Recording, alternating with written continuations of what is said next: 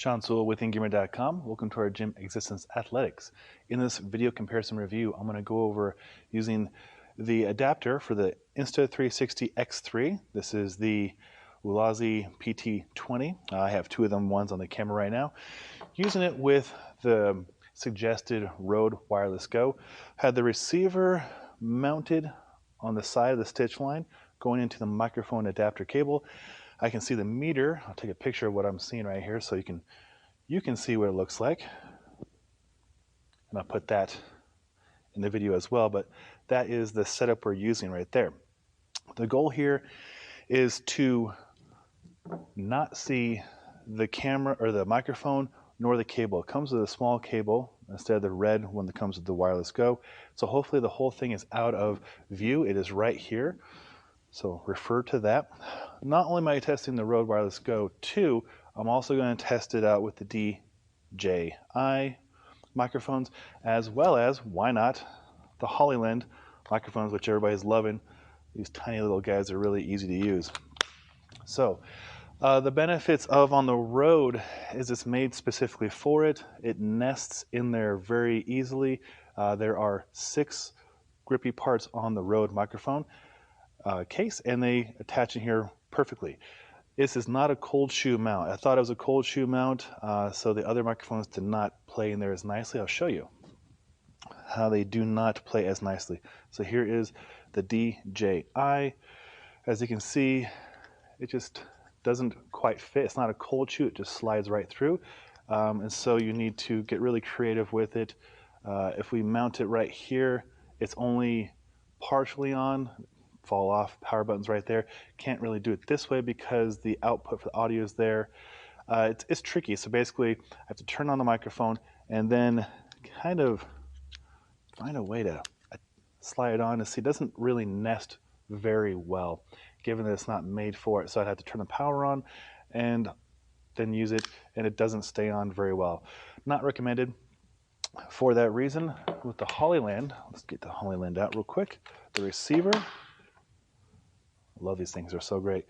So the audio out is on this side, so let's see if we can get him to mount. Okay, so he's a little bit better, but we'll see in the stitch line here in a minute if it looks better or not. He's a little more secure, but still not entirely lining up, because you can see instead of having the little circles, it has 2 bars for the plastic, so it doesn't make complete contact with it. But just for the heck of it, let's try out the DJI next, because right now I'm using this and I can totally move it around and that microphone's not going anywhere. But the other microphones, because they're not designed for it, do move around. So in a static position, this works well. These could work, but let's just see how the sound is, as well as the aesthetic, if it affects the stitch line. Stay tuned. Okay, this is now using the audio from the DJI microphone. I have the receiver mount in the same place that the Rode would have been, just on the side here in the stitch line, going into the exact same microphone adapter using the provided cable. So I wonder if I can rotate this cable and make it visible in the stitch line. Again, the cable that it comes with is shorter than the provided DJI cable or Rode cable. So I found when I was using these cables, they kind of got into the frame a little bit. So the provided one that comes with this adapter is actually pretty helpful. So up next, we will do the Hollyland to see how the sound is, as well as the aesthetic in the stitch line. Stay tuned. All right, part 3.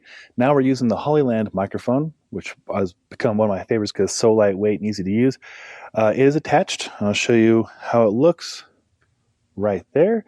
So it is the skinniest microphone compared to the DJI or the Rode. The Hollyland is smaller. It is it's on there, but not super secure, but more secure than the DJI. I'll shake it around. All right, so you could vlog with that. You could walk and talk. And how's the audio as well? How's it compared to the Rode? I tried to have all the levels equal.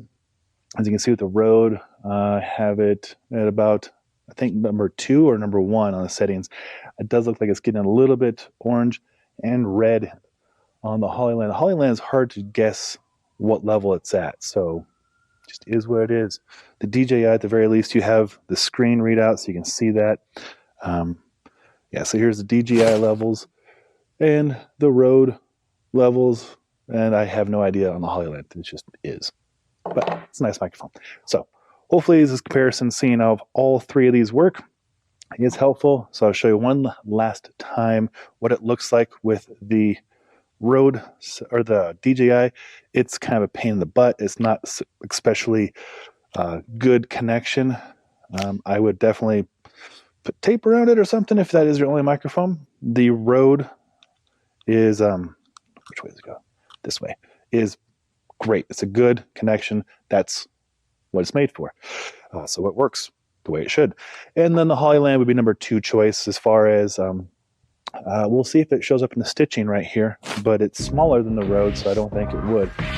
Yeah, let me know in the comments below how each microphone sounded and what you thought about this setup. If it was helpful for you, hopefully it was. Sean Sewell with Engearment.com. Till next time, take care.